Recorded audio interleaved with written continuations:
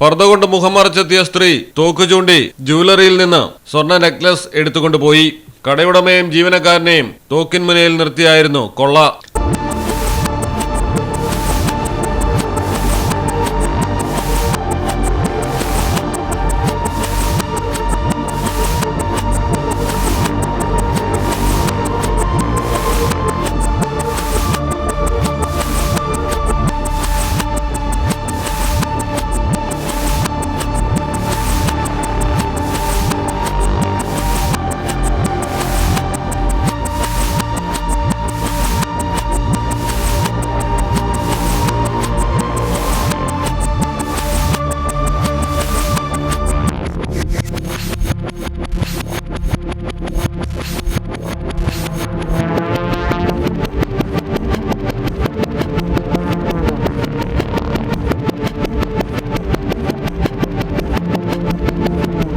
അയോധ്യയിലാണ് സംഭവം. ഉപഭോക്താവ് എന്ന വ്യാജേനയാണ് പർദ്ദ ധരിച്ചെത്തിയ സ്ത്രീ ജ്വല്ലറിയിൽ കടന്നത്. കടയുടമ ആഭരണങ്ങൾ കാണിച്ചു കൊടുക്കുന്നതിനിടെ കയ്യിൽ കരുതിയിരുന്ന തോക്ക് ചൂണ്ടുകയായിരുന്നു.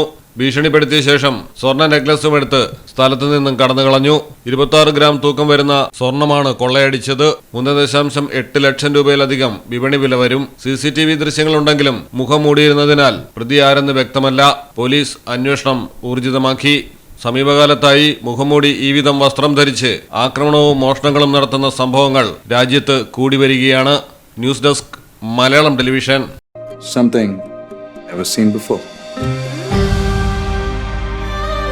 നിങ്ങളും അത് തന്നെയല്ലേ ആഗ്രഹിക്കുക? സ്പെഷ്യൽ മൊമെന്റ്സിന് വേണ്ടി ജ്വല്ലറി തിരഞ്ഞെടുക്കുമ്പോൾ നെവർ സീൻ ബിഫോർ ഡിസൈൻസ്. നിങ്ങളുടെ സ്നേഹത്തോളം പ്യോർ ആൻഡ് പ്രഷ്യസ്, ഹൃദയം തൊട്ടറിഞ്ഞുള്ള സർവീസ്. കവിത ഗോൾഡൻ ഡയമണ്ട്സ് പോലെ തീർത്തും versatile. Kavitha golden diamonds, the versatile jewellery.